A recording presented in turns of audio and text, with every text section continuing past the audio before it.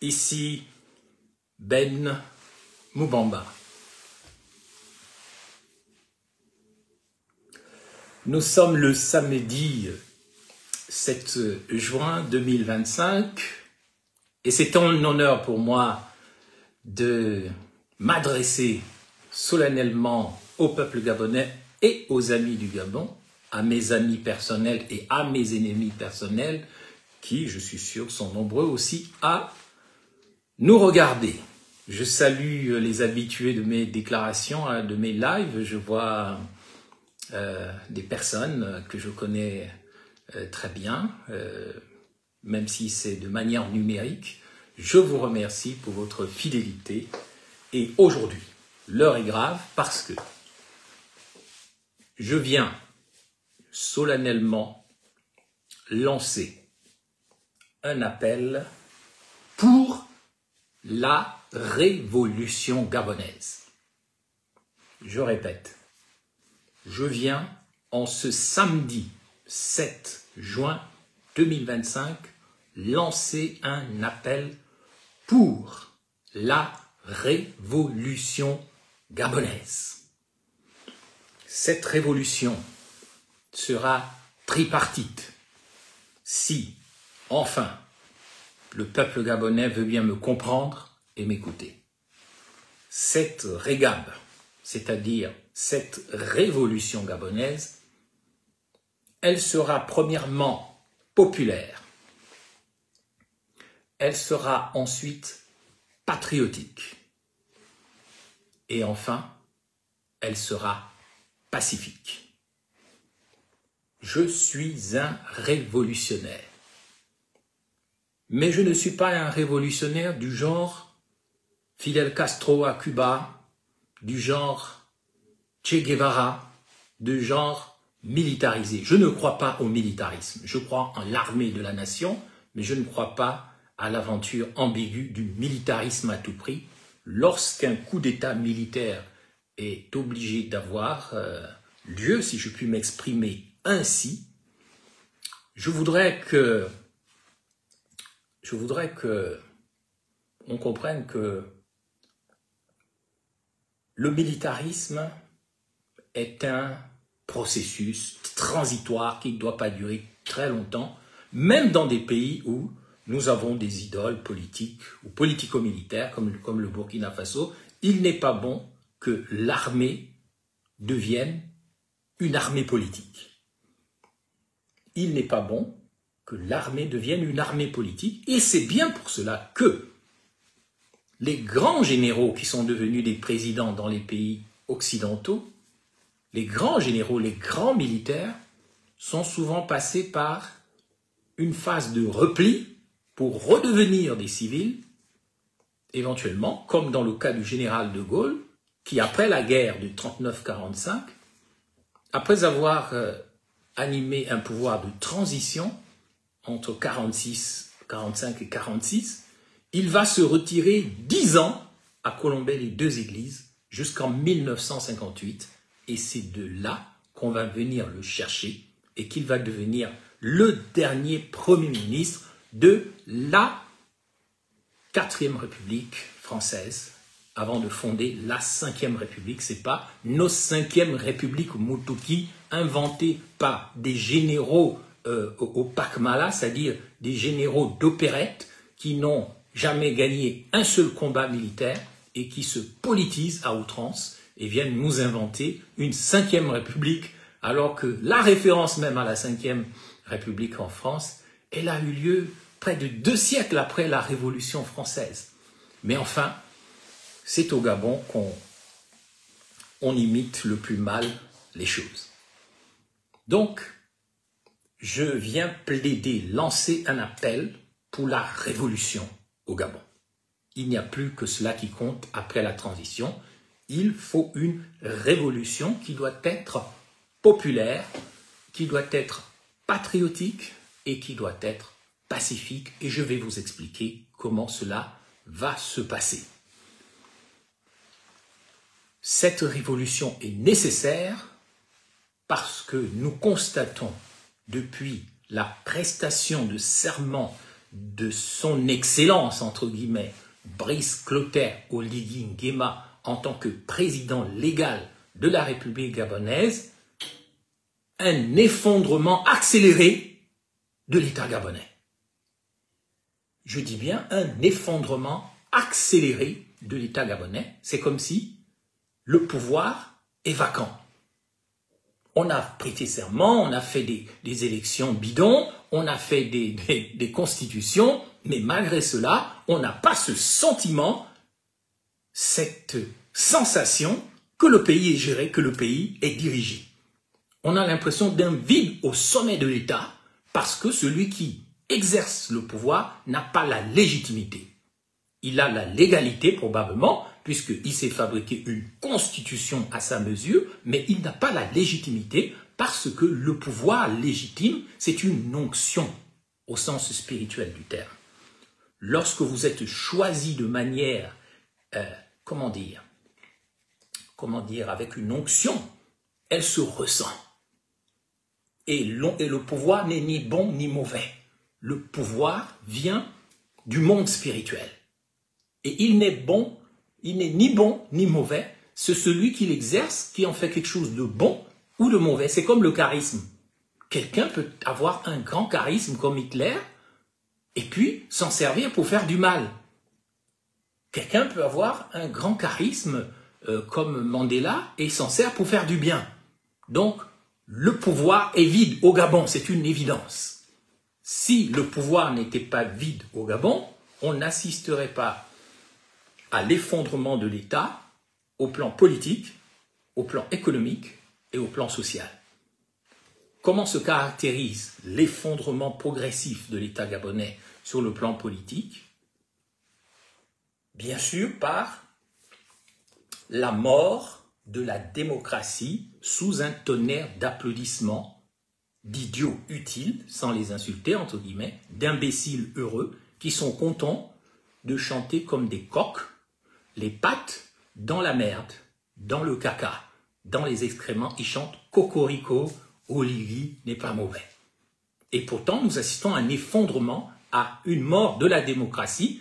On en veut pour preuve les réformes actuelles qui consistent à tuer les partis politiques et à continuer d'éteindre toute parole alternative parce qu'il faut revenir vers la pensée unique. Quand on pense à tous ceux qui sont morts pour la démocratie au Gabon, les réformes qu'ils sont en train de faire avec une bande de complices du Gabon d'avant, c'est-à-dire limiter les partis politiques, décider de qui a le droit de faire de la politique, de se présenter aux élections, bref, tout faire pour qu'on revienne à la pensée unique, là où des Germain-Mba sont morts pour que la démocratie existe au Gabon. C'est l'effondrement qu'on voit maintenant, dans l'effondrement politique, dans le retour de la pensée unique. Tout, c'est Oligui Nguema. Tout, il est président, chef du gouvernement, chef de l'armée, chef du pouvoir juridique, chef du pouvoir parlementaire, avec ses complices, les Missambo et puis les autres comédiens qu'on voit dans le monde politique et qui ne pensent qu'à leur poste, qu'à leurs élections, alors que le pays se meurt. Et nous assistons donc, comme on a pu le voir dans cet excellent film qu'on appelle La guerre des étoiles, on a un chancelier Palpatine, je crois, le chef des mauvais, le chef des bandits, qui arrive à manipuler le Parlement et on lui donne les pleins pouvoirs. Et c'est là qu'on voit la reine Padmé, hein, je connais bien mes classiques de cinéma, qui s'écrit « Et c'est ainsi que s'éteint la démocratie sous un tonnerre d'applaudissements. » Parce que les Gabonais, vous êtes fautifs, parce que vous avez signé pour la mort de la démocratie sous un tonnerre d'applaudissements à 94,85, c'est-à-dire 95%, vous avez fait exactement ce que les Allemands ont fait en Allemagne pour mettre au pouvoir un démon qu'on a appelé Adolf Hitler. Il a été élu démocratiquement. Après avoir été élu démocratiquement, il a montré son vrai visage, comme on est en train de voir en ce moment. Et c'est là l'effondrement politique qu'on a vu à Mbagné, à Cocotier, à Konga. On a vu comment quelqu'un qui a prêté serment sur sa propre fausse constitution de protéger les frontières, de protéger l'arbre du Gabon, de ne pas céder la moindre feuille, la moindre branche, la moindre racine. On l'a vu, on le soupçonne, on en a des preuves partielles, on l'a vu dealer, signer un pacte secret de corruption avec le président de la Guinée équatoriale, et ce qui crée un malaise que tout le monde a vu lors de son dernier déplacement en Guinée équatoriale, quand le président de la Guinée équatoriale a rappelé qu'il a dépensé beaucoup d'argent pour cette affaire. Oligui, qu'est-ce que tu fais? Tu nous donnes nos îles, nous on ne te donne pas les villes de Mongomo et les villes des Bébéines, malgré la convention franco-espagnole de 1900. L'État est faible, l'État est affaibli parce que nous sommes dirigés par du faux, par des amateurs comme on le voit en ce moment. On voit l'effondrement de l'État, pas seulement sur le plan politique, mais sur le plan économique, avec non seulement la continuation de l'endettement, les accords, les contrats léonins sans appel d'offres, la poursuite du siphonnage financier du pays. On le voit aussi dans l'hémorragie financière en cours. On ne voit pas très bien d'où viendra l'argent du Gabon. On ne sait pas qu'est-ce qu'on va vendre pour essayer d'avoir de l'argent. Et on voit des travaux à l'arrêt qui se ralentissent de plus en plus. On voit le secteur de l'énergie qui s'effondre avec les pannes qui ne cessent de s'accélérer. On voit aussi l'empoisonnement nutritif dans les aliments, dans la nutrition. On voit le secteur de l'eau qui est malade. Toutes les infrastructures sont à refaire. Tout est à refaire. Donc l'économie gabonaise ne va pas bien et nous sommes donc, dans cette perspective, sujets à être vendus comme du bétail sur le marché mondial. Je ne parle pas du marché mondial du Wellington, quoique c'est un symbole. Nous sommes aujourd'hui victimes d'un projet de vente en solde sur le marché mondial parce que nous sommes dirigés par des gens qui ne comprennent pas que le monde a changé et qu'il faut arrêter de diriger le Gabon avec des méthodes d'un autre âge, c'est-à-dire sur le despotisme politique et après sur l'amateurisme économique. Et j'en viens maintenant à ce qui préoccupe les Gabonaises et les Gabonais dans le contexte actuel des démolitions d'une partie de Libreville, soi-disant pour créer des sociétés, des cités administratives, c'est-à-dire pour dealer le foncier gabonais avec toujours les mêmes personnes venues du Moyen-Orient et ailleurs, sans aucun plan d'organisation, sans aucune stratégie. L'effondrement social, il est dans le domaine scolaire parce que nos enfants n'apprennent plus correctement, l'intelligence s'effondre et ce qui compte dans la vie, plus que l'argent, plus que la nourriture, c'est le savoir. Le savoir est une arme et on voit bien que les incompétents qui sont actuellement au pouvoir, on le voit devant nous, incompétence diplomatique, incompétence militaire, incompétence financière, incompétence dans les domaines sociaux. Allez voir, allez faire une analyse de l'état de la nation, vous allez être absolument choqué et traumatisé. Le grand signe de l'effondrement social du pays en ce moment, c'est bien sûr la démolition des maisons de paisibles citoyens pauvres, alors que 2 tiers de la population vivent dans la pauvreté. il est normal, bien entendu, qu'un État veuille organiser l'aménagement du territoire, mais sur la base d'un plan et d'une stratégie et non sur la base de l'improvisation pour se faire de l'argent à tout prix, n'importe comment, au dernier moment, au détriment des gens qui sont supposés avoir voté pour vous. Qu'est-ce que nous avons vu ces dernières heures? Nous avons vu des engins accompagnés de forces de sécurité et de défense casser des maisons, détruire des biens, sur le prétexte que on avait dédommagé des gens, sans aucune preuve, bien entendu. On dit qu'on a dédommagé des gens il y a plusieurs années, donc on peut les casser, on peut les détruire.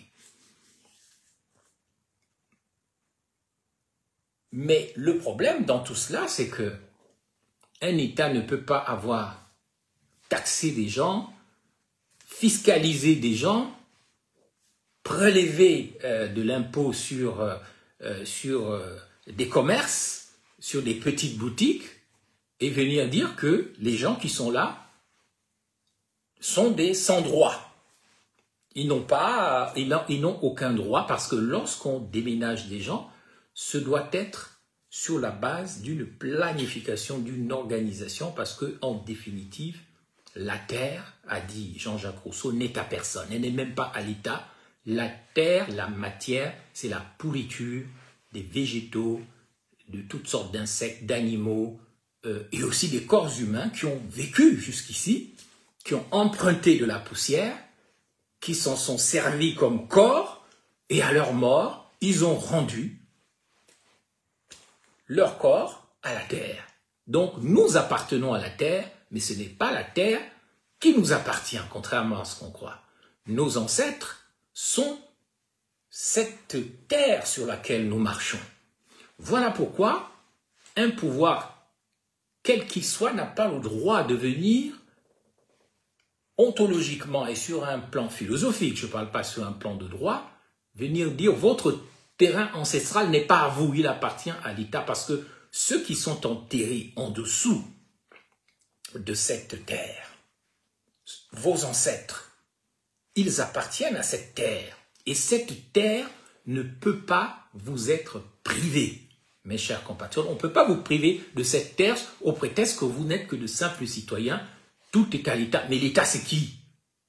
L'État, c'est qui? L'État n'est pas une rêverie ou un produit de l'imagination. L'État, c'est nous.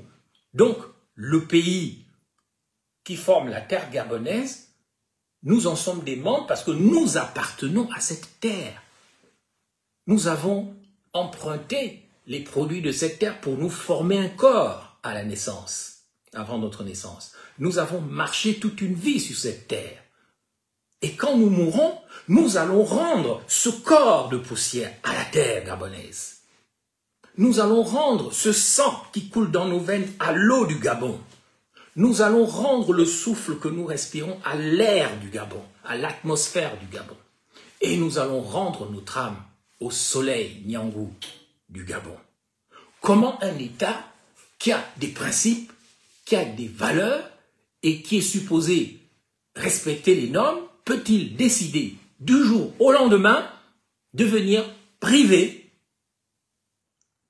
des gens qui vivent sur une terre de leur dignité en cassant leurs biens, leurs maisons, avec une violence incroyable, moins de 2 mois après une prestation de serment? Cette affaire est extrêmement grave et elle appelle la réaction du peuple gabonais pour une fois. Elle doit avoir un aboutissement politique, sinon nous sommes perdus. Lorsque, en tant que vice-premier ministre en charge de l'habitat et de l'urbanisme, j'ai eu à signer un ordre d'expulsion de squatteurs dans des logements sociaux où des mafias vendaient des biens de l'État et prélevaient des loyers, j'ai eu à signer un ordre de normalisation. Ce que les Gabonais et les Gabonais ne savent pas, c'est que j'ai signé un ordre en fin 2017 de normalisation des logements de Bikele et d'Angondjé. En quoi cet ordre En quoi consistait cet ordre de normalisation? Il s'agissait de rendre les logements aux ayants droit, à ceux à qui appartenaient ces logements. Ensuite, les logements qui devaient rester vides, ces logements devaient être repartagés aux populations qui n'avaient pas de logement, mais sur la base et sur des critères logiques et programmatifs très précis. Il n'y avait aucune improvisation. Et malgré la mauvaise publicité qui a été faite sur cette affaire en 2017, le VPM a expulsé des gens, ce n'est pas comme ça que ça s'est passé en réalité. En réalité, dans le cadre d'un programme que j'ai appelé le Nouvel Ordre Urbanistique en 2017, qui a été très combattu par les pédégistes, la première étape était de normaliser les logements de Bikele et d'Angondje. Et pour cela, il fallait donc rendre les logements aux ayants droit, premièrement, et deuxièmement, il fallait redistribuer les logements vides à ceux qui n'avaient pas de logement, tout en cassant les mafias, notamment d'un certain Chota, un monsieur du Haut-Ogooué, qui avait fait des logements de l'État une rente viagère personnelle. Il recevait des subsides, des finances avec des soutiens de grands politiciens de sa région, tels que Ali Akbar Lolanga. Il fallait casser les mafias, rendre les logements aux ayants droit et donner les logements restants à ceux qui les méritaient. Cela a fait l'objet d'une organisation extrêmement précise et malheureusement dans cette affaire, et c'est le moment pour moi de le révéler, Ali Bongo, la cruche Alianga, Liban Soleiman et tous mes ennemis au sein du gouvernement, ils étaient légion, 99% des gens avec qui je travaillais souhaitaient ma mort, souhaitaient mon échec. Ils ont d'ailleurs rejeté en Conseil des ministres, les Alain-Claude Bilibinzé et autres, le programme du Nouvel Ordre Urbanistique à partir du moment où j'avais réussi à rassembler un portefeuille important avec des investisseurs étrangers qui avaient apporté des milliards au Gabon pour construire 10 000 logements par an.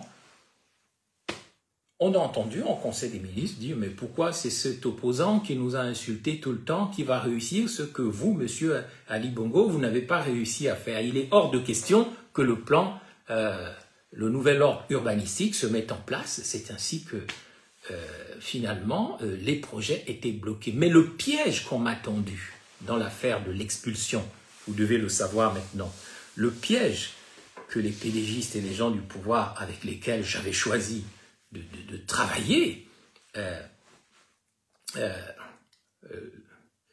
le piège consistait à quoi? Ils m'ont envoyé en mission à Singapour en décembre 2017. Liban Soleiman est venu me voir. Monsieur le vice-premier ministre, très flatteur. Ah oui, vous êtes vraiment le vrai Poutine du Gabon. Vous avez vraiment une bonne personnalité.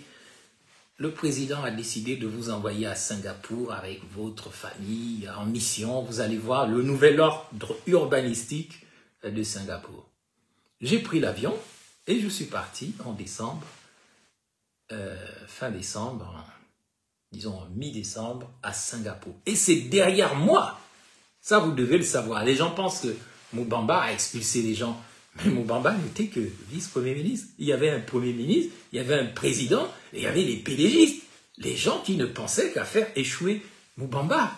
Ce sont eux qui, pendant mon absence, alors que j'étais à Singapour, ont décidé d'aller expulser Manu Militari, ce qui n'était pas prévu dans mon ordre, ma décision de normalisation. Il n'avait jamais été prévu qu'on allait expulser les gens.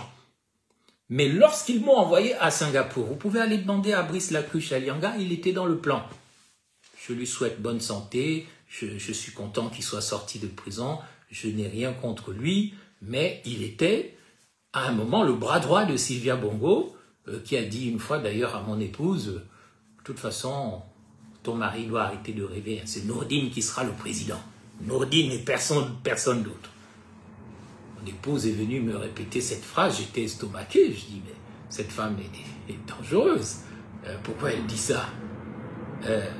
Donc mes chers compatriotes, c'est pendant mon voyage à Singapour, ceux qui ont les données de l'État gabonais peuvent vérifier. Je n'étais pas au Gabon, j'étais à Singapour en voyage. Ils ont donné l'instruction d'aller expulser par la force les gens à Bikele et les gens à Angondje. Ce n'est qu'à mon retour que j'ai pu rattraper les choses, reloger des gens qui avaient été expulsés. Tout le monde n'a pas eu quelque chose ou un logement, malheureusement, parce qu'il n'y avait pas assez de logements. Mais sachez que ce que vous voyez sous Oligui Nguema et ce qui s'est fait quand j'étais vice-premier ministre en charge de l'habitat et de l'urbanisme, c'est la même chose, plus ou moins, même s'il n'y a pas eu de casse de maison à mon époque, mais la décision d'expulser les gens à Bikele ou à Angondje venait de la présidence, venait d'Ali Bongo, venait de Sylvia Bongo, venait de Brice Lacruche Alianga, de Liban Suleiman et de tous ceux qui rêvaient de me voir échouer afin de ne pas mettre en place le nouvel ordre urbanistique. Donc je conclus sur l'effondrement de l'État gabonais sur le plan social, notamment dans cette question de la démolition des maisons derrière l'Assemblée nationale du Gabon et la démolition des biens tout au bord du boulevard Triomphal qu'on a maintenant rebaptisé soi-disant boulevard de la transition, comme si le Gabon avait commencé avec la transition et tout doit être maintenant, on doit être le chemin, le début, l'alpha et l'oméga. Donc, mes chers compatriotes, oui, je vois Bourdet-Georges qui dit « Il faut rendre public ces informations. Si vous avez des preuves pour restaurer la vérité, le logement social. » Mais ce que je vous raconte de Bikele est consultable. Vous avez des gens à la présidence. Vous verrez l'ordre de mission du vice-premier ministre pour Singapour en décembre 2017. Il existe cet ordre de mission. Il y a aussi la décision de normaliser les logements, tout ça existe dans l'administration de l'État et vous verrez que lors des expulsions des Gabonaises et des Gabonais de Bikele et d'Angondje, il suffit de taper Ben Moubamba en visite à Singapour sur Internet, sur Google, vous allez retrouver les informations, vous verrez que Ben Moubamba n'était pas au Gabon, il était à Singapour. Il y a la trace sur Google, sur Internet. Oui, Liban, je vois Gaël est là. Liban Suleiman a bazardé au ministère de l'Habitat les maisons turques citées à Alhambra. Aujourd'hui, il est au Rwanda. Il a réussi sa mission de destruction du pays. C'était un très très proche d'Ali Bongo, mais j'ai constaté qu'Ali Bongo était entouré par des faux amis qui obéissaient à des ordres venus d'ailleurs, un peu comme aujourd'hui, Oligui Nguema obéit à des ordres venus d'ailleurs, qui ne viennent pas du Gabon, ils viennent d'autres pays voisins et plus loin encore. Il n'est pas là pour le Gabon, il est là pour accélérer la mort du Gabon, et c'était la même chose pour Liban Suleiman, qui faisait tout, finalement, avec son propre père et son frère qui étaient dans les choses du foncier, de l'urbanisme, de l'habitat. Il sabotait le travail que je faisais. D'ailleurs, il a fait quelque chose de grave. Un jour, dans mon bureau, il est venu avec un téléphone, un petit téléphone. Il m'a dit, c'est un cadeau pour vous, monsieur le vice-premier ministre. En fait, ce téléphone, Apple a voulu me l'acheter pour énormément d'argent parce que Apple savait qu'ils avaient utilisé sur ce téléphone une technologie d'espionnage tellement sophistiquée que Apple voulait avoir ce téléphone, m'a proposé après ma fuite du Gabon en novembre 2018, voulait avoir ce téléphone pour savoir quels sont les dispositifs qu'ils avaient installés dessus pour tout savoir de moi, toutes les applications extrêmement précises qui étaient infiltrées dans mon téléphone pour me suivre jusqu'à l'étranger, écouter toutes mes conversations et anticiper mes mouvements. Et c'est ainsi que, par exemple, j'ai fait venir un groupe de Hong Kong avec des dizaines d'entreprises qui venaient construire les logements du Gabon gratuitement, mais ils avaient une autre stratégie industrielle pour récupérer leurs fonds, donc construire des logements sans endetter l'État. J'ai présenté ça au Conseil des ministres, ça a été rejeté. Ça a été rejeté. Et c'est là que j'ai compris que les gens qui sont au pouvoir jusqu'ici, les gens du Gabon d'avant, ne veulent pas le bien du pays.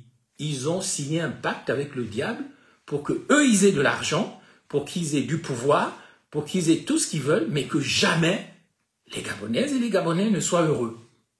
Le Gabon, pour l'instant, il n'y a pas de projet de faire du Gabon un pays développé. Si vous allez dans d'autres pays, vous allez voir un début de développement en Côte d'Ivoire, au Sénégal. Mais pour ce qui concerne le Gabon, on ne sait pas quel est le secret qu'on cache au Gabon, mais il n'est pas prévu de développer le Gabon.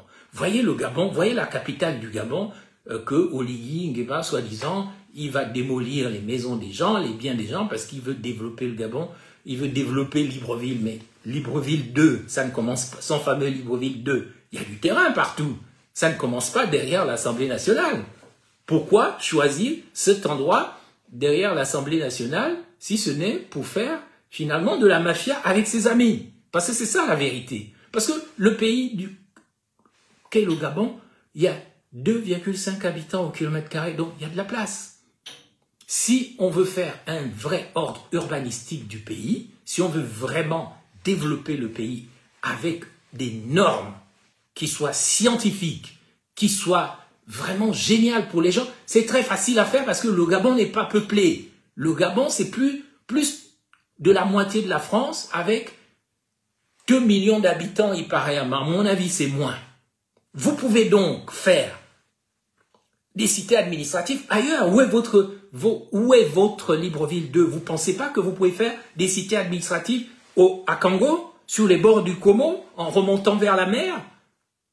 Est-ce qu'il n'y a pas un moyen d'avoir un plan urbanistique crédible sans pour autant qu'on aille tuer les gens, torturer les gens, arrêter les gens? Mais ce n'est pas sérieux.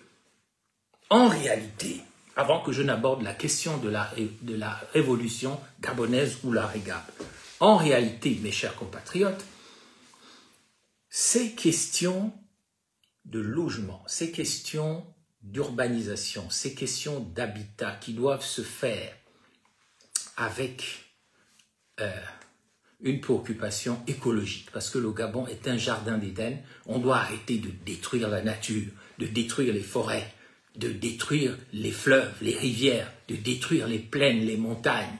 C'est un pays qui doit être le pays le plus écologique du monde.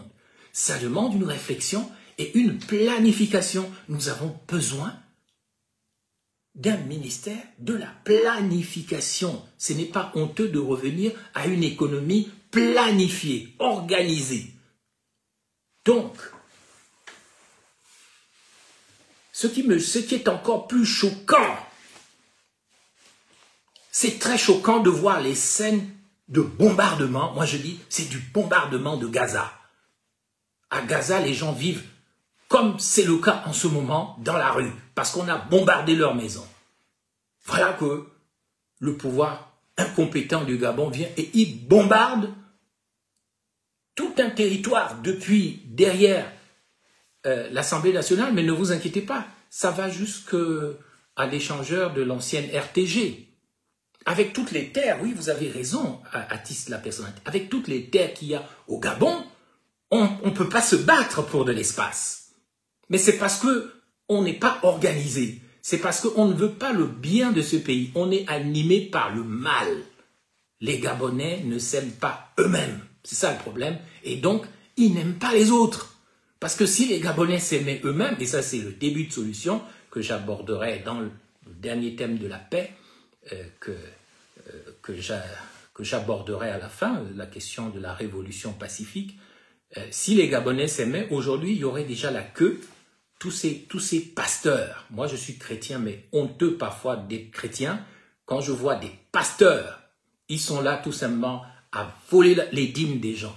Et je ne suis pas un supporter du chocolat des filles, parce que je ne suis pas d'accord avec certaines attitudes qu'il a, certaines paroles, mais aujourd'hui, ce n'est pas dans vos temples et vos églises que vous devez être en train de soutenir les gens. Cette société civile, sur la question de l'effondrement de l'État, on devrait aujourd'hui les voir comme ils étaient du temps de combat contre Ali Bongo, voire de Omar Bongo, apporter du secours, du soutien, des couvertures, de l'eau, des sacs de riz. toutes ces fondations d'Orcas, fondation de Zita la panthère. Mais c'est maintenant qu'on doit les voir. Les enfants ne peuvent pas dormir par terre, dévorés par les moustiques, au pied des ambassades de Russie ou de Chine. Mais c'est une honte internationale. Pendant ce temps, le président, entre guillemets, à Malabo, avec son oncle ou son père, en train de vendre le territoire national, d'imaginer comment on va tromper les Gabonaises et les Gabonais dans cette affaire, alors que le pays va mal. Je le dis, aucun Gabonais n'a le droit de dire « Ah oui, on a voté pour lui, donc la voix du peuple, c'est la voix de Dieu. » Quoi? La voix des Allemands qui ont voté pour Hitler, c'était la voix de Dieu? Vous pensez vraiment ce que vous êtes sûr de ce que vous dites là? Que l'élection, c'est ce qui vous donne la légitimité? Non, ce n'est pas l'élection qui vous donne la légitimité. Ce sont vos repères, ce sont vos principes, ce sont vos valeurs et ce sont les normes que vous portez en vous. Ce qui fait de vous, l'âme que vous avez, parce qu'il y a deux formes d'âme. Il y a ceux qui ont des âmes de vampires et il y a des gens qui ont des âmes humaines. Si vous avez une âme de vampire comme Hitler ou Mobutu, on peut vous donner, on peut voter pour vous à 200%, vous n'allez rien faire. Pourquoi?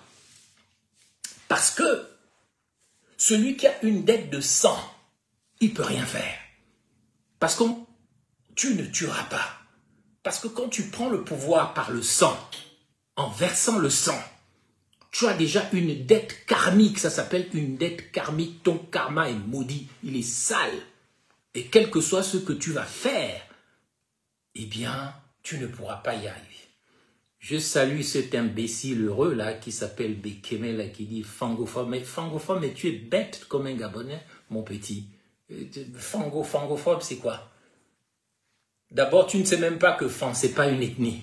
Et Kan, c'est pas une ethnie non plus. Tout comme Mérier ou Mienais, c'est pas une ethnie. Ce sont des micronations qui ont des dialectes, plusieurs peuples.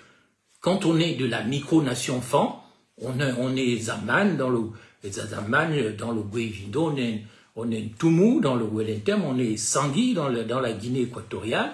Vous venez intimider les gens avec vos bêtises. Vous parlez à quelqu'un qui connaît, qui sait que les Mériers ne sont pas une ethnie. Dans les Mériers, vous avez les Pounou, les Vungu, les Ishira. Tout comme chez la micronation des Mienais, vous avez les Orungu, vous avez les Mpongwe, les Galois, les Agekaza. Vous ne connaissez pas votre pays et vous vous cachez derrière votre petit doigt. Vous pensez que vous faites peur aux gens en racontant toujours les mêmes bêtises, anti-fan. Mais allumez un peu vos cerveaux. Nous avons un pays à bâtir et pas sur des bêtises, des conneries, de la manipulation ethniciste. Donc, c'est la dernière fois que je réponds à ces imbéciles heureux qui viennent raconter des bêtises sur cette page. Ces commentaires sont nuls et de nul effet. Si vous n'êtes pas content, allez sur la page d'Obiangema Junior en Guinée équatoriale. Il a l'argent, il a tout réussi, il ne fume pas la cocaïne, il ne se drogue pas, il ne boit pas le sang humain, il ne mange pas la chair humaine. Allez le voir et laissez-nous parler de l'effondrement de l'État gabonais. Voilà, c'est tout ce qui nous intéresse. Quelles que soient nos origines, nord, sud, est, ouest, comment on dit, le journaliste disait, à la vérité, je me dois de dire. Tous ceux qui sont contre la vérité, ils n'ont qu'à aller ailleurs. Donc, mes chers compatriotes,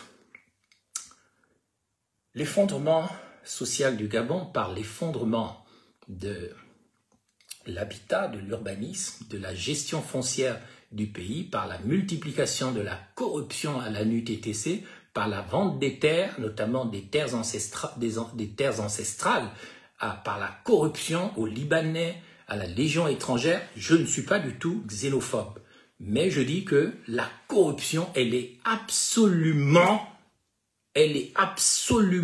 trop répandue dans notre pays. Il faut arrêter ça. La corruption qu'on voit à la NUTTC, qu'on voit dans la gestion foncière, il faut arrêter ça. Ceux qui dirigent le Gabon en ce moment sont incompétents. Ils sont incompétents. C'est des amateurs. Ils ne savent pas ce qu'ils sont en train de faire. Et ce n'est pas parce qu'on a voté pour eux qu'ils sont légitimes. Parce qu'en 2 mois, ils ont réussi à vendre 3 îles, ils ont réussi à mettre des bébés dans la rue, des enfants, des femmes, des vieux. Ils ont réussi à accélérer l'endettement du pays à près de 80% du PIB, le produit intérieur brut. Ils ont fait s'effondrer l'indice de développement humain. Ils ont donné le pétrole du pays à n'importe qui, ne gardant que 9% des actions, on va dire, du pétrole qui est découvert en haute mer maintenant. Ils ont confirmé la vente à perte de la mine de Belinga. Donc, ils n'ont pas d'argent et ils sont là pour vendre le pays et vendre les générations futures. Et de ce fait précis, je voudrais conclure la question de l'habitat social sur ce qu'ils ont fait. C'est extrêmement choquant, mon Dieu. Ils ont préservé le temple d'un pasteur nigérian. Ils ne l'ont pas cassé. Et pourtant, c'était dans le même secteur. Mais ils sont allés détruire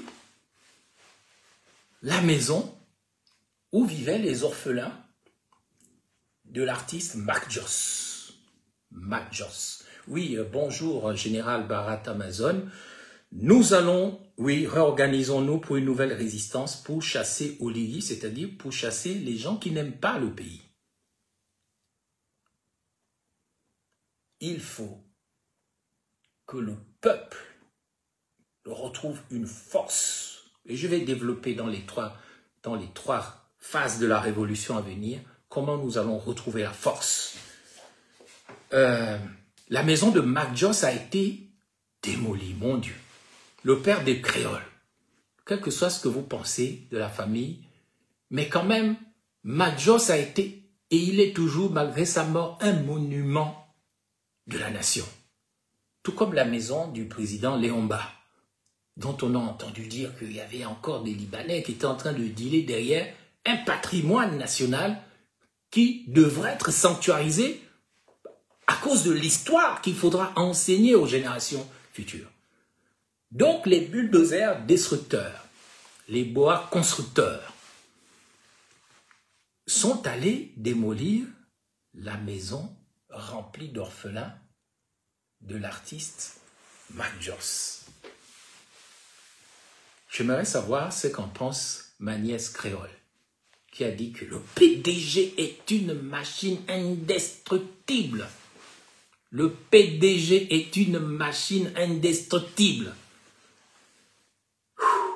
Quand j'ai vu un des petits-enfants de Mac Joss sur les réseaux sociaux dire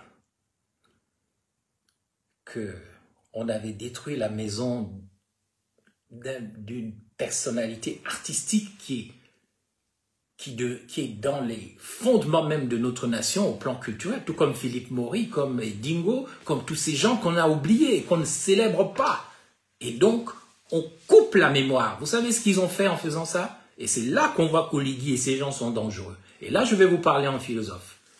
Nietzsche, le philosophe allemand Nietzsche a dit « Seuls les peuples qui ont la plus longue mémoire ont une chance de survivre. » Je répète, Nietzsche, « Seuls les peuples qui ont la plus longue mémoire ont une chance de survivre. » Voilà pourquoi le travail des satanistes qui cherchent on ne sait pas quoi au Gabon, ils mettent un point d'honneur à effacer les mémoires. Remarquez bien qu'ils mettent un point d'honneur à effacer la mémoire des peuples du Gabon. Parce que, si vous voulez trouver même des cimetières aujourd'hui, à part chez nos frères et sœurs les Omienais, dans leur cimetière de plein Niger, qui heureusement est long, ils essaient de préserver les crânes de leurs ancêtres. Mais vous voyez comment ils détruisent les cimetières. Vous voyez comment les gens sont enterrés sans aucune dignité.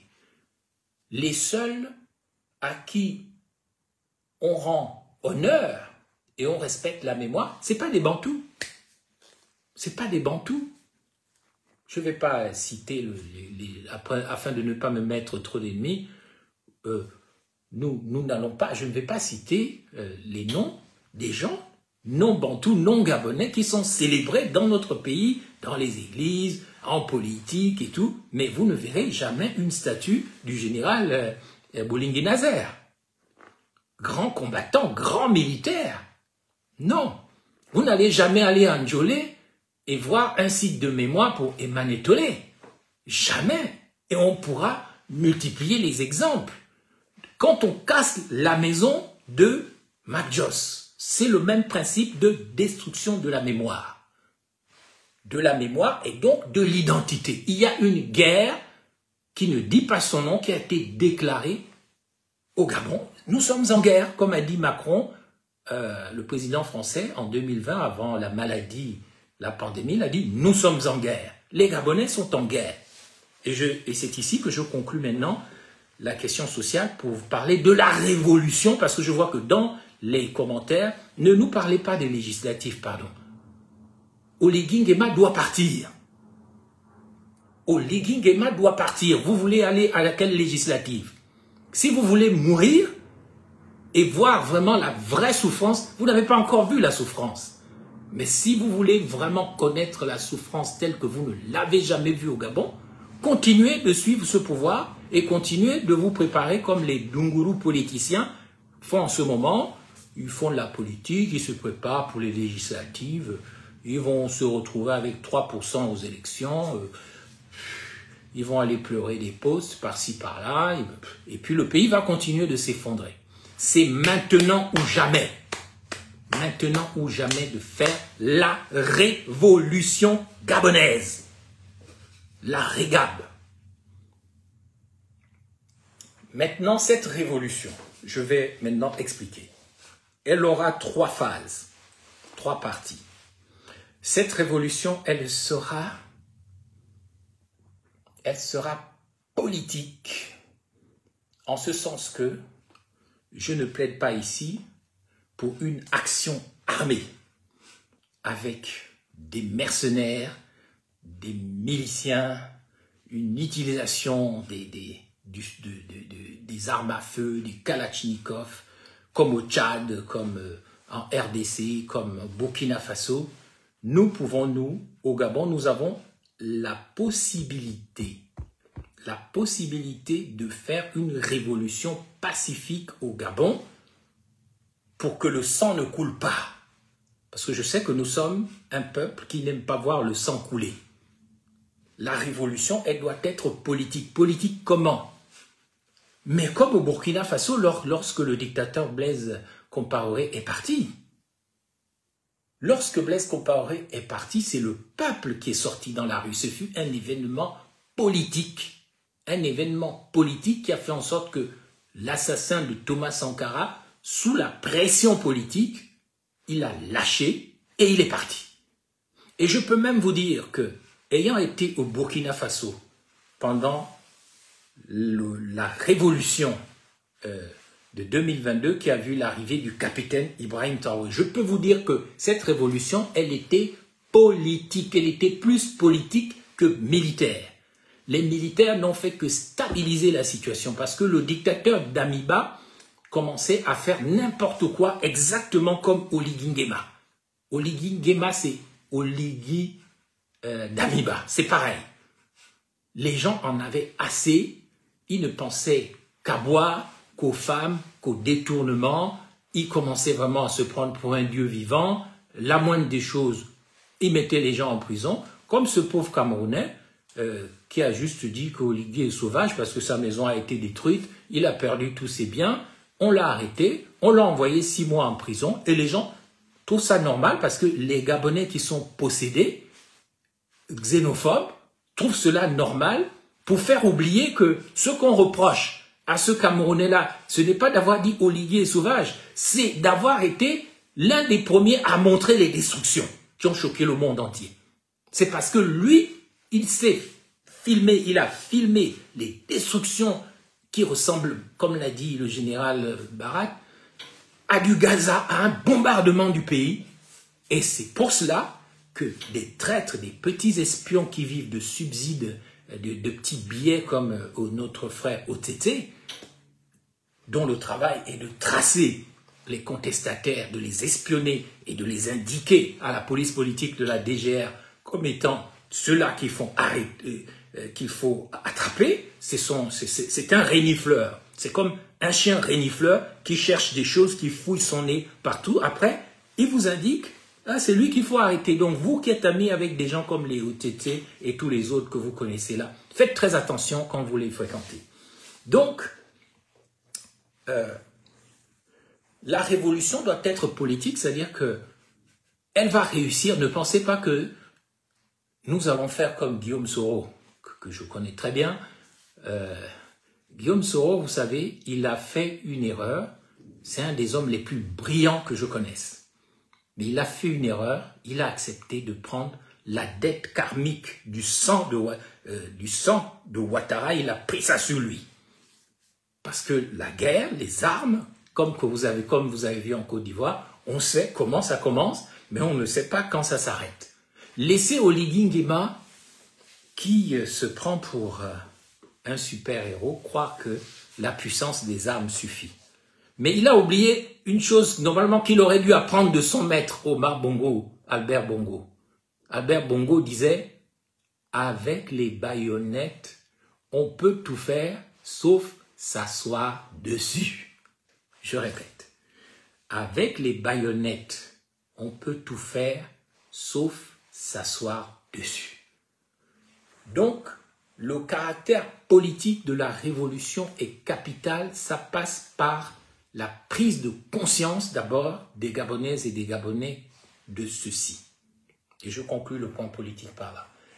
Les Gabonais doivent changer quelque chose dans leur cerveau pour arriver à une révolution politique. Parce que la révolution politique a été impossible jusqu'ici pour une seule raison au Gabon. Le culte de la personnalité. Le fait de croire que pour que les choses changent, il faut un leader. Bien sûr qu'il faut un leader, mais il faut surtout un peuple. Moi, j'étais au Burkina Faso. Sans le peuple burkinabé, jamais Ibrahim Traoré n'aurait pris le pouvoir. Il est l'émanation du peuple. C'est vous qui faites du culte de la personnalité. Mais Ibrahim Traoré, moi je l'ai vu à Ouaga. C'est quelqu'un que je connais, ça je le dis. Mais il n'est rien sans le peuple du Burkina Faso. Parce que la révolution du Burkina Faso, c'était une révolution politique soutenue par des militaires, des jeunes militaires qui en avaient marre de se faire tuer par les terroristes qui opéraient sous des faux drapeaux. Des faux drapeaux, les Français, l'OTAN, l'Africom, ils viennent, ils donnent des armes aux Arabo-Berbères, allez les tuer, vous êtes des terroristes et tout machin. Donc, ces enfants-là, ces jeunes-là que j'ai vus au Burkina Faso, ils se faisaient massacrer. Et le peuple en avait marre. Moi, j'ai vu, parce que j'étais là, j'ai vu comment les jeunes burkinabés ont défendu l'armée. C'est eux qui ont défendu les militaires, c'est pas le contraire. Nous pensions jusqu'ici que pour faire la révolution au Gabon, il nous fallait un Barbessol, il nous fallait un Mamboundou, il nous fallait un Jamping, il nous fallait un Baobab. On l'a cru. Mais la révolution politique se passe des leaders. Les leaders sont des concepteurs. Les leaders sont des gens qui construisent la stratégie. Vous savez que j'ai beaucoup d'amitié pour la Russie et j'aime beaucoup la révolution russe. La révolution de Lénine, la révolution de Trotsky. Je suis moi-même, ça je vous fais une révélation, je suis un trotskiste dans l'âme. Le trotskisme plaide la révolution mondiale. Et c'est pour ça que Staline a tué Trotsky, alors que c'est Trotsky qui a construit la révolution russe. Ce n'est même pas Lénine, c'est Trotsky. Et je sais que notre Joseph Renjambe avait beaucoup travaillé ça, que ce soit l'économie planifiée et que ce soit aussi l'idéologie de la révolution. Et les Russes, en 1917, ce sont les femmes, ce sont les gens, le peuple tout seul qui est descendu dans la rue en février 1917. Ils sont descendus dans la rue, ils ont dit « on ne veut plus du tsar, tuez-nous, mais on ne veut plus du tsar ». Et je vois le début de la conscience politique dans les mamans, dans les maisons démolies qui disent « tuez-nous, venez nous tuer, venez nous massacrer, comme les enfants de Mac Joss, vous avez cassé nos maisons, on n'a plus rien, vous n'avez qu'à nous tuer, tirez sur nous. Ça, c'est le début de la conscience politique. Ce n'est plus dire « au secours Jean-Ping, au secours Moubamba, au secours Mengara, au secours je ne sais pas qui ». Non, c'est pas ça la révolution politique. La révolution politique, c'est quand le peuple prend conscience que les autres, là, ils sont devenus une menace existentielle. Si je continue d'avoir peur de la mort, de toute façon, je vais mourir, on va me casser ma maison, mes enfants vont se retrouver dans la rue. Donc, tant qu'à faire, on y va. On résiste, on descend dans la rue, et les Russes, c'est les femmes qui ont commencé la révolution russe en février 1917 en Russie. Ensuite, il y a eu les gros cerveaux comme Trotsky, comme Lénine, et ils ont fait une deuxième révolution en octobre 1917, et le grand fondateur de l'armée rouge, c'était Trotsky, qui était donc l'idéologue, le penseur de tout ça, et il va malheureusement se faire doubler par quelqu'un de moins intelligent que lui, c'est-à-dire Joseph Staline.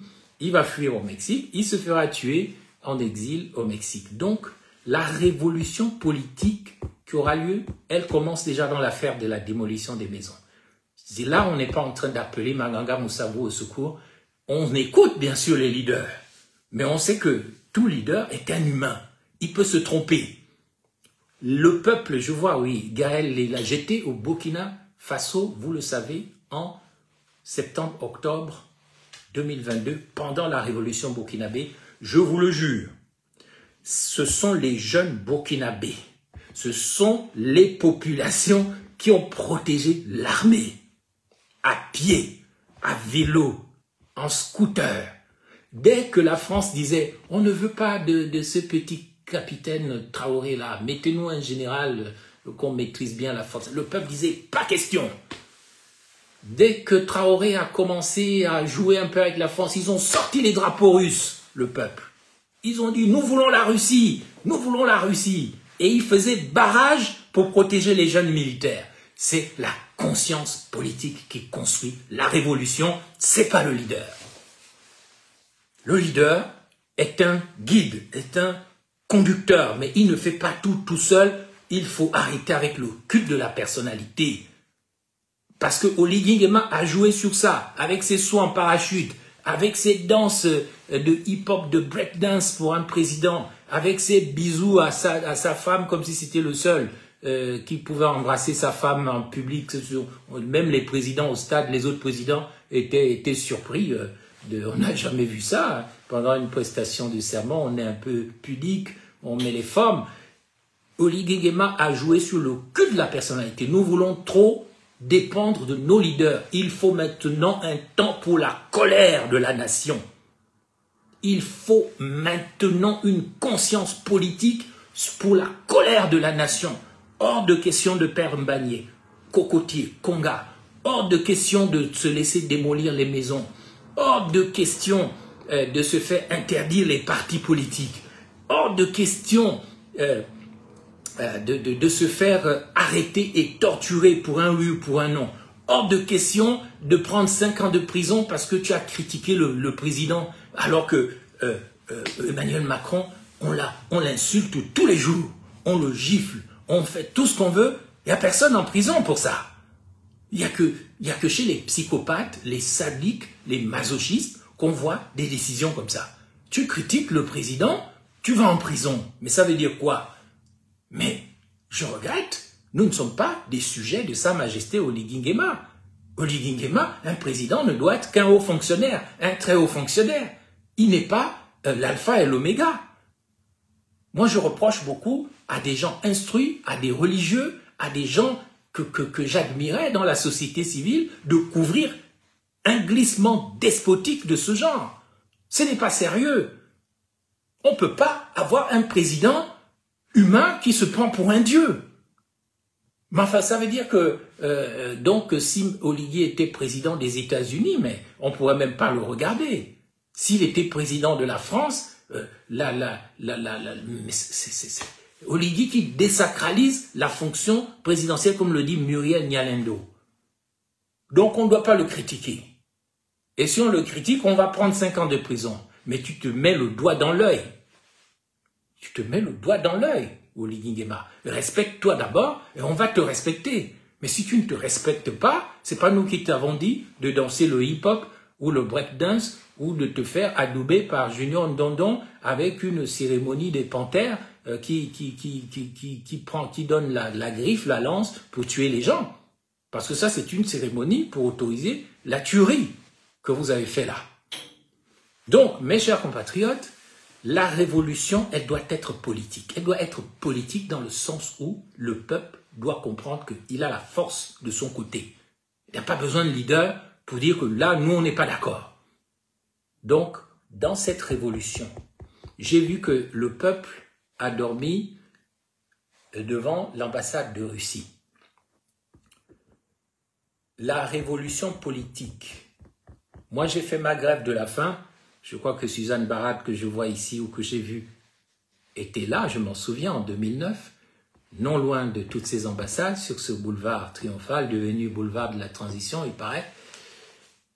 Nous devons, le peuple, si jamais vous choisissez un lieu spécifique et symbolique où vous allez dormir, amener toutes vos affaires, mes chers compatriotes, vous prenez toutes vos affaires, vous vous mettez devant l'ambassade de Russie. Je répète.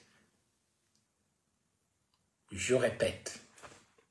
La révolution politique au Gabon consiste, pour tous les déçus, tous les persécutés du Gabon, vous prenez l'ambassade de Russie comme le point de ralliement.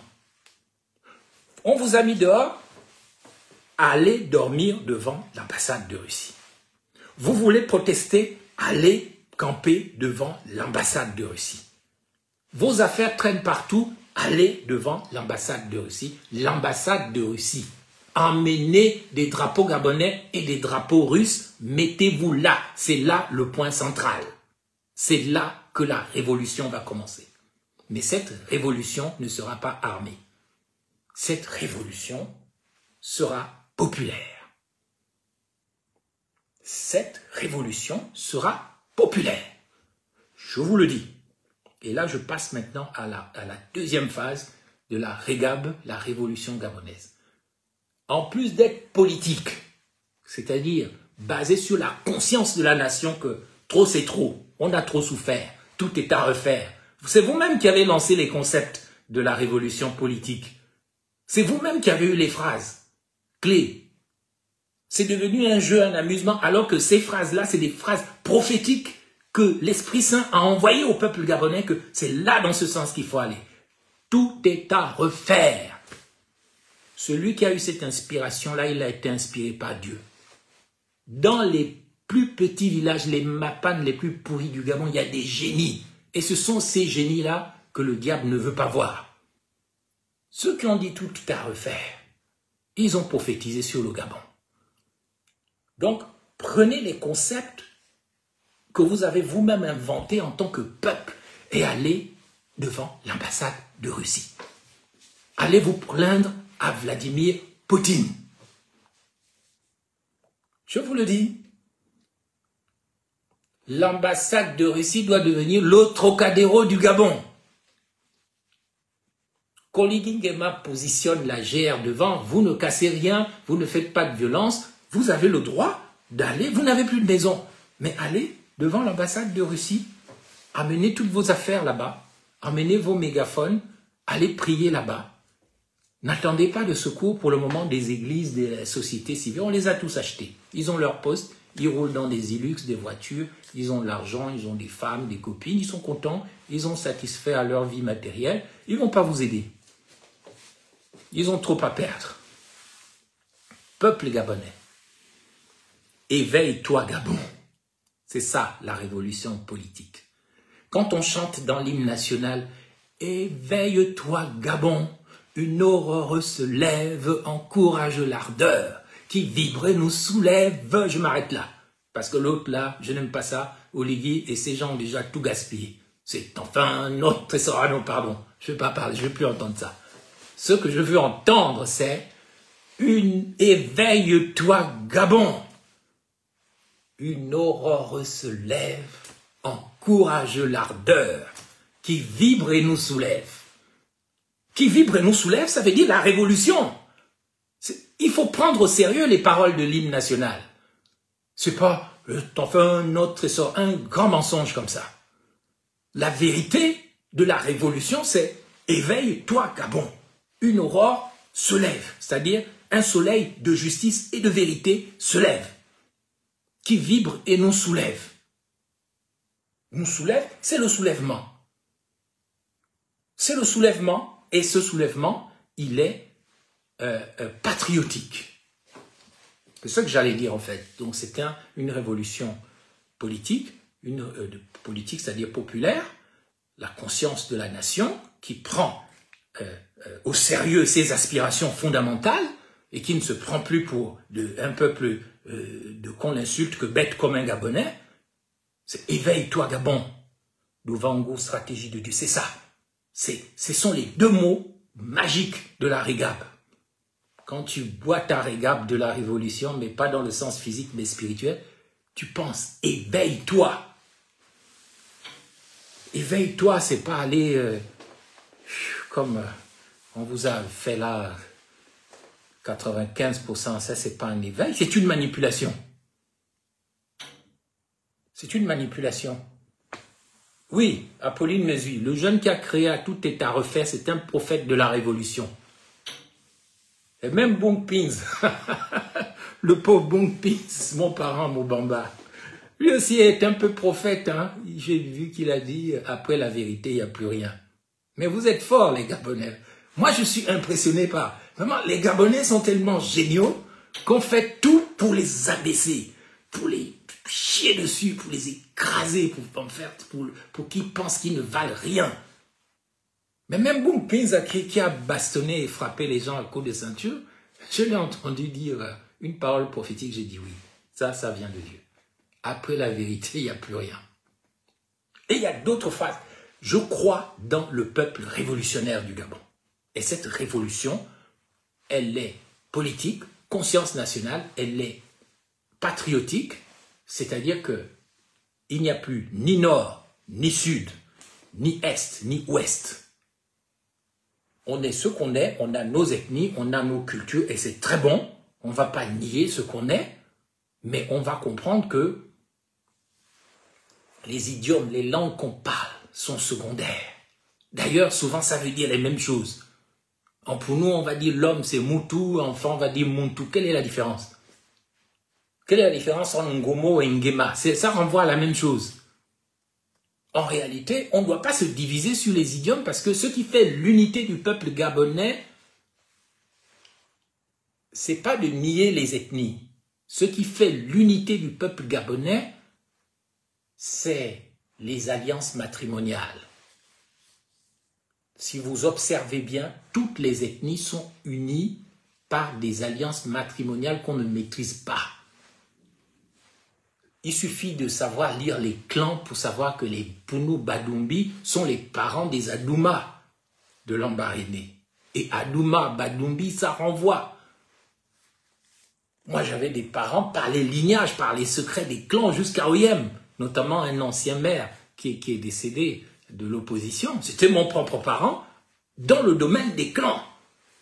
Tout comme Nzubandama, notre sorcier politique, machin, il n'est pas pour nous, mais il est bien de mon clan paternel. Mais c'est parce que nous avons perdu le sens des tribus, ce qui faisait que nos arrière-grands-parents, les résistants gabonais, communiquaient entre eux sans téléphone, sans WhatsApp. Nyonda Makita du clan de mon père communiquait avec les Mitsogo. Bombay, à Moabi, il y a encore un village de Mitsogo. Parce qu'ils savaient qu'ils étaient parentés. C'est le diable qui veut nous faire croire que, oui, parce que tu parles Tumu ou Essangui ou Zazaman, que voilà, tu es ceci, tu ne dois pas voir. Mais non.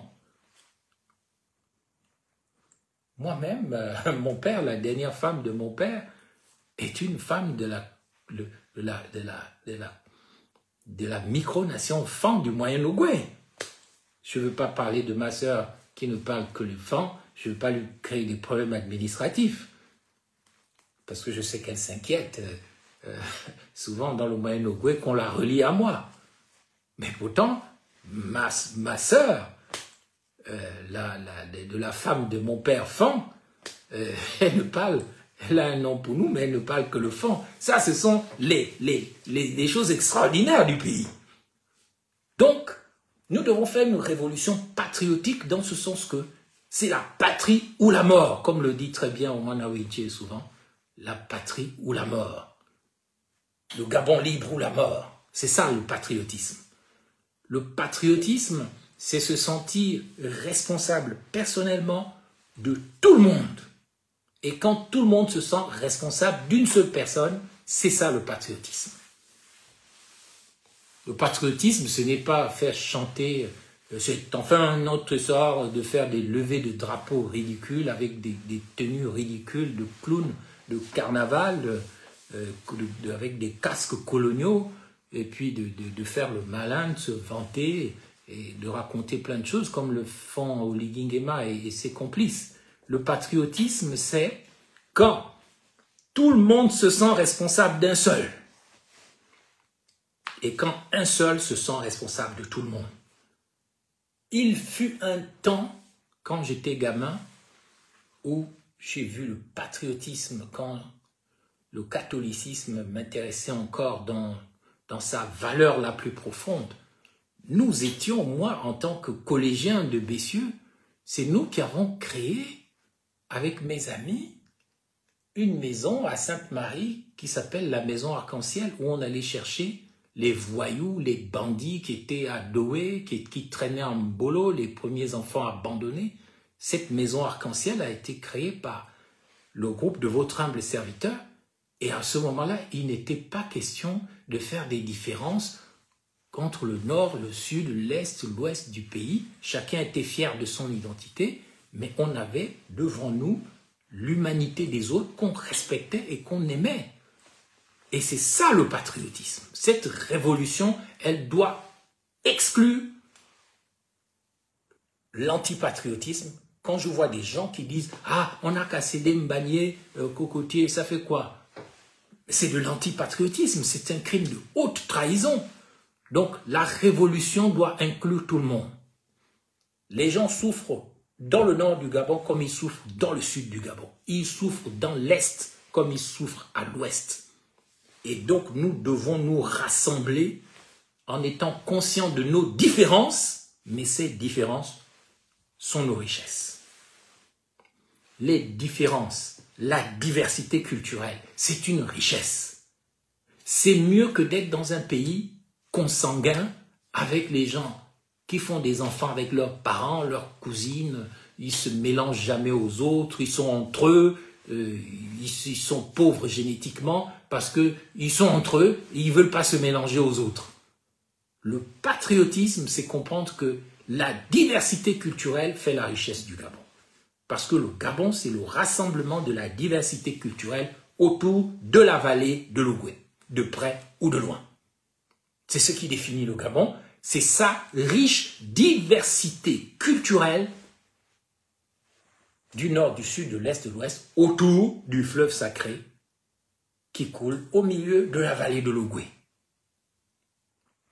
Et c'est pour ça que je suis sensible au discours de ce monsieur traditionnaliste qui parle de sa déesse Éo. Je ne crois pas à ça, mais je trouve intéressante la valeur qu'il a donnée à la vallée de l'Ogooué. Donc la révolution, elle est patriotique, elle est politique, elle est patriotique. Enfin, je termine par là, la révolution est pacifique.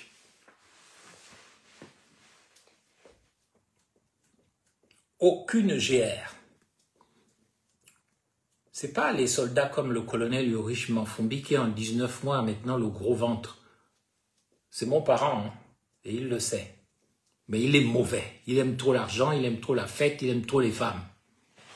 Il a déjà perdu son génie militaire et je lui demande de se reprendre. Tant pis s'il n'est pas content. Si c'était un vrai militaire, il ne serait pas au ministère où on l'a envoyé. Il serait en train de réfléchir militairement, comment on fait pour verrouiller la sécurité nationale correctement. Il aurait déjà des propositions parce que le Gabon est un pays facile à détruire. La Guinée équatoriale, avec laquelle on se dispute les îles, en 24 heures, elle vous prend ce pays. On peut prendre les paris. Parce qu'ils sont mieux formés. Ils sont plus unis et ils sont alliés avec la Russie de manière officielle. Et c'est ici que je vais vous apprendre quelque chose que même Oligui Nguema ne sait pas. Je vous livre un scoop que vous ne connaissez pas et que Vladimir Poutine, je mets Vladimir Poutine entre guillemets, m'a révélé un secret que je vais vous révéler maintenant pour vous dire pourquoi la révolution va être pacifique. Elle doit être pacifique. Parce que si on fait l'aventure militarisée de la guerre, les forces de défense et de sécurité du Gabon ont détruit le nationalisme gabonais. Le pays n'est pas sécurisé. C'est le parapluie militaire français, symbolique, qui fait encore peur aux assaillants qui veulent s'en prendre au Gabon. Je vous dis que même le Rwanda est en 48 heures à Libreville, ils prennent le pays. Même le Rwanda. Liban Suleiman est au Rwanda, non? Au bureau du Rwanda émergent, il est là-bas. Il connaît les richesses qui sont au Gabon. Et je vous dis que c'est très facile pour le Rwanda de s'emparer du Gabon. C'est un jeu. Il n'y a pas un militaire là, avec son gros ventre qui va... Vous voyez, je ne vais pas l'insulter, mais est-ce que c'est normal que le nouveau commandant de la GR ait un gros ventre comme ça? Je ne veux pas critiquer ça, je respecte, mais quand même c'est bizarre. Ça veut dire qu'il y a un problème au niveau des forces de défense et de sécurité du Gabon.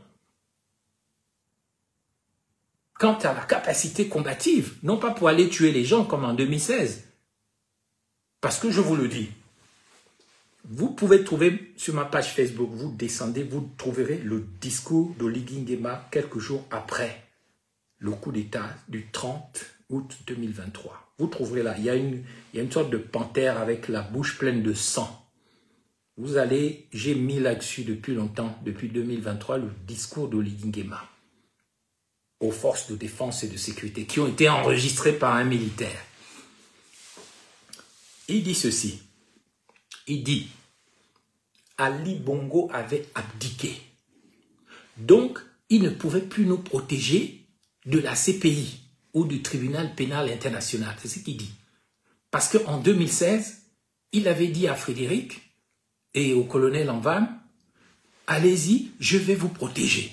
Écoutez l'audio sur ma page Facebook. Mais, dans le raisonnement d'Oligui Nguema, il explique ça aux militaires. Il dit,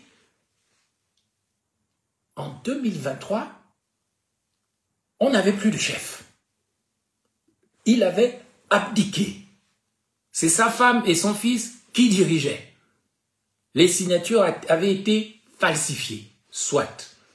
Mais, s'il avait été valide comme en 2016 et s'il m'avait dit de tuer les gens, de les massacrer, je l'aurais fait. J'aurais obéi aux ordres. Mais la raison, Oligui Nguema le dit, la raison pour laquelle j'ai fait un coup d'État, c'était pas pour libérer les Gabonais, c'est parce que Ali Bongo ne pouvait pas nous protéger en 2023, comme il nous a protégés en 2016 de la Cour pénale internationale. Donc ceux qui disent, l'armée a libéré le pays, nous sommes libérés, c'est fini, c'est... Mais on vous a montré, dans les démolitions, que ils ne sont pas venus pour votre libération, ils n'en ont rien à foutre, pardonnez-moi l'expression, de votre liberté. Suivez un audio sur ma page Facebook, vous descendez, vous verrez qu'il dit clairement ça. Je répète, Ali Bongo avait abdiqué. En 2016, avec ses réseaux internationaux, les réseaux de son père, il a évité la Cour pénale internationale aux militaires du Gabon. Et je sais aussi que comme les juges de la haie pour Mbagné, Madame Ben Saouda, procureure de la CPI, elle est venue au Gabon, on lui a donné des milliards, on lui a donné l'argent, elle est riche. Mais en 2023, comme on a vu, dit Oligui Nguema, comme on a vu que on n'avait plus de chef, le chef avait abdiqué, nous on a fait un coup d'État, et il aurait pu préciser, on a fait un coup d'État pour nous protéger nous-mêmes. C'était pour nous protéger, c'était pas pour vous libérer.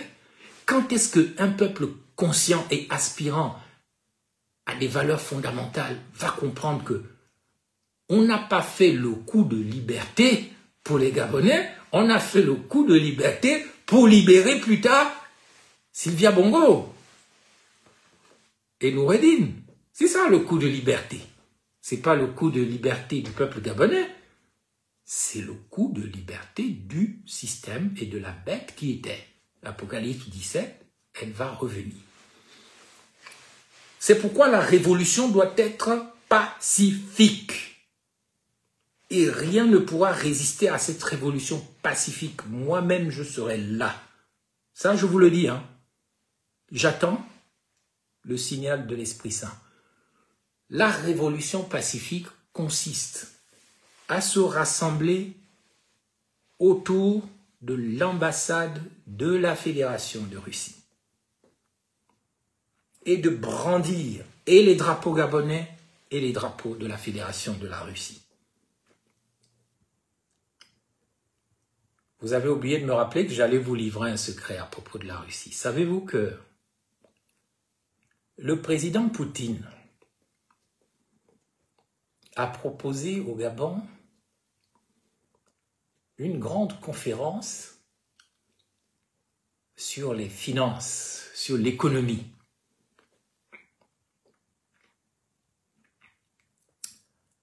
Mais savez-vous que cette conférence a été annulée? Elle est partie où? Elle est partie en Guinée équatoriale. Comment cela est-il arrivé? Je ne veux pas vous en parler. J'observe le peuple gabonais, j'attends la maturité du peuple, mais je vous le dis, les forces de défense et de sécurité n'ont aucune légitimité aujourd'hui pour tirer sur vous, pour vous tuer. N'ayez pas peur de ça, ils ne vont pas vous tuer, ils ont peur juste que vous appliquiez la prophétie de Boom Pins. Après la vérité, il n'y a plus rien. Le pouvoir du Gabon n'a pas peur que vous preniez les armes. Vous ne prendrez pas les armes. Le pouvoir inique du Gabon a peur de l'éveil-toi Gabon. Après la vérité, il n'y a plus rien. Éveille-toi Gabon. Une aurore se lève. Donc, à partir du moment où les Gabonais vont comprendre qu'ils ont la force, et que les forces de défense et de sécurité ne vont pas tirer sur vous. Ils vont tirer sur vous, pourquoi? Vous n'allez rien casser, vous n'allez rien brûler comme en 2016, vous n'allez pas donner le prétexte de la violence ou de faire des choses pour qu'on vous tire dessus. Et d'ailleurs, ils n'ont pas les capacités de tirer sur vous parce qu'ils sont sur observation du monde. Nous n'allons jamais faire de violence, on ne va pas être les forces nouvelles au Gabon, on ne va pas faire de la guerre, non. Mais je vous le dis, dans mon appel d'aujourd'hui, à la révolution gabonaise, révolution politique, révolution patriotique, révolution pacifique, fabriquez-vous des drapeaux gabonais et des drapeaux de la Fédération de Russie. Si vous voulez, prenez aussi les drapeaux américains, pour être juste, pour qu'on ne dise pas « Ouais, mais Moubamba, c'est un agent russe. » Je ne suis pas un agent russe. Je sais ce que j'ai vécu en Russie. Je suis un admirateur de la culture russe. J'ai beaucoup d'amis en Russie, et pas n'importe qui. Mais je ne suis pas un agent russe. Les Russes, ils ne sont pas au Gabon, ils sont en Guinée équatoriale, ils sont avec Obiangema Junior, Wagner et Africa Corps. Ce sont les Équato-Guinéens qui ont acheté un des plus puissants radars russes, capable de détecter une cible gabonaise à 50 km. Si la cible dépasse 2 mètres seulement, les Équato-Guinéens ont ce radar. Ce radar est russe. Il vient d'une société qui s'appelle Project. Donc, nous devons tout faire pour chasser Oligui-Nguema et il va partir pacifiquement, patriotiquement et pas une stratégie politique. Nous devons, dans tout le pays, les gens doivent protester, faire monter la colère de la nation et nous devons trouver des points de rassemblement pour dire qu'on ne veut plus d'Oligui-Nguema. On veut vraiment que le système d'avant s'en aille complètement.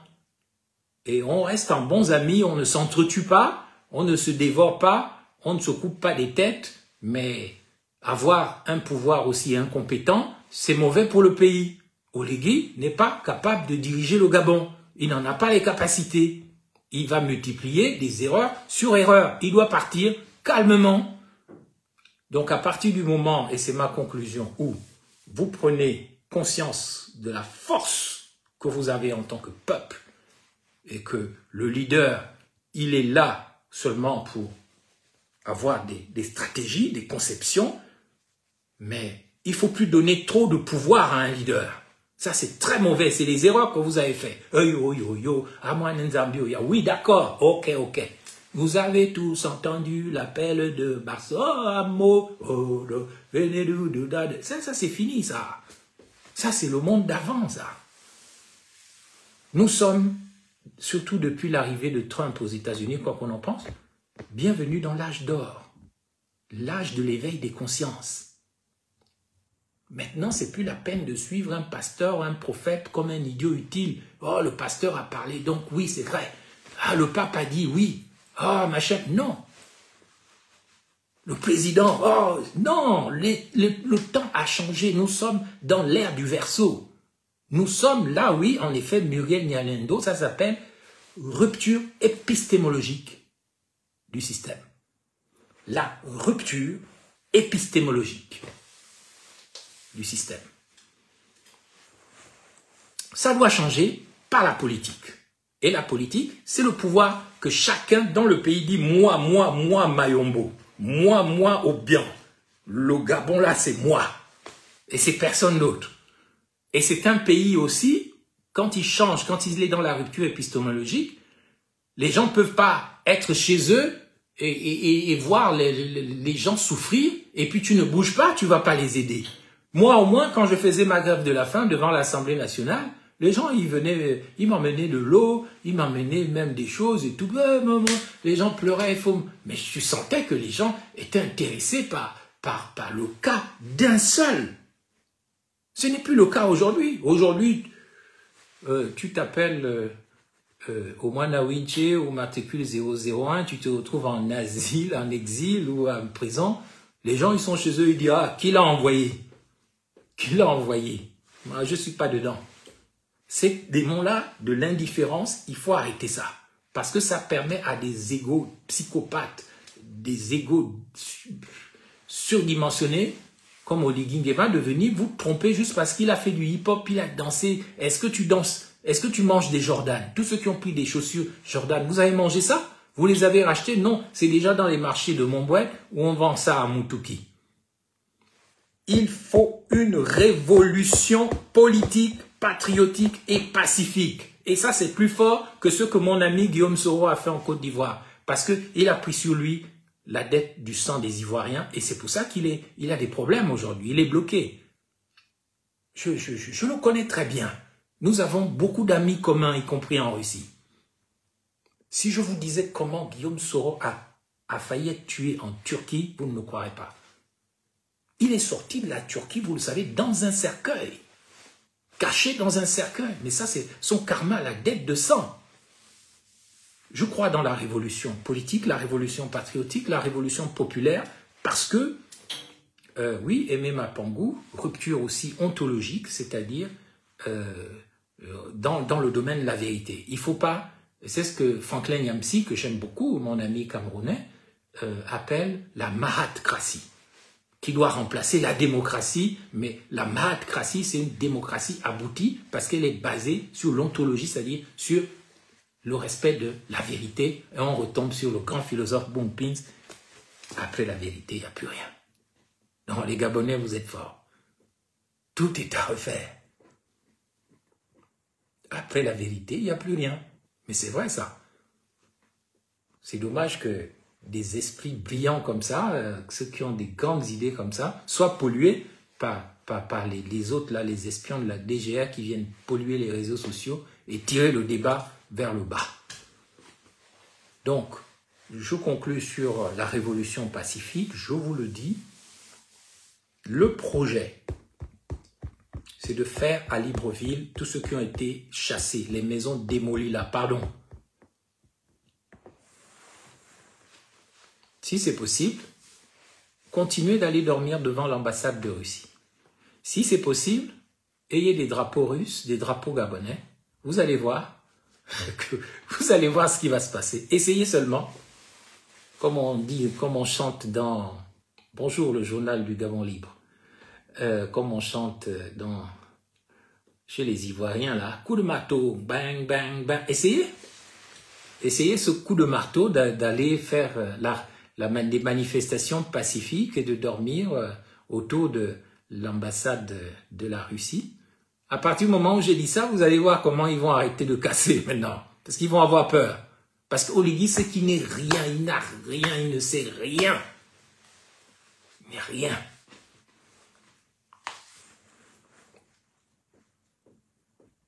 Et quand vous entendez les porte-paroles, vraiment, c'est encore plus désespérant.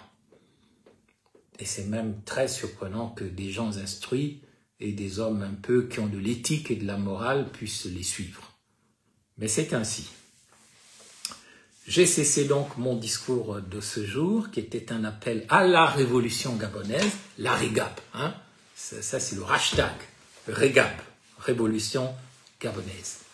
Le peuple doit cesser de dire « Ah, mais si on n'a pas de leader, on ne va pas. » Non, non. Moi, j'ai vu au Trocadéro, vous n'avez pas de leader. Jean Ping était loin. Vous êtes organisé, vous avez écrit l'histoire. Le Gabon doit méditer cette parole de l'hymne national. Éveille-toi, Gabon. Une aurore se lève. Encourage l'ardeur qui vibre et nous soulève. Éveille-toi, Gabon. Vive la révolution. Vive la révolution politique, patriotique, pacifique. Bienvenue dans l'âge d'or, bienvenue dans l'âge de l'éveil des consciences, bienvenue dans les temps du passage de l'obscurité à la lumière. Je crois dans le Gabon, je crois dans le peuple gabonais. Merci.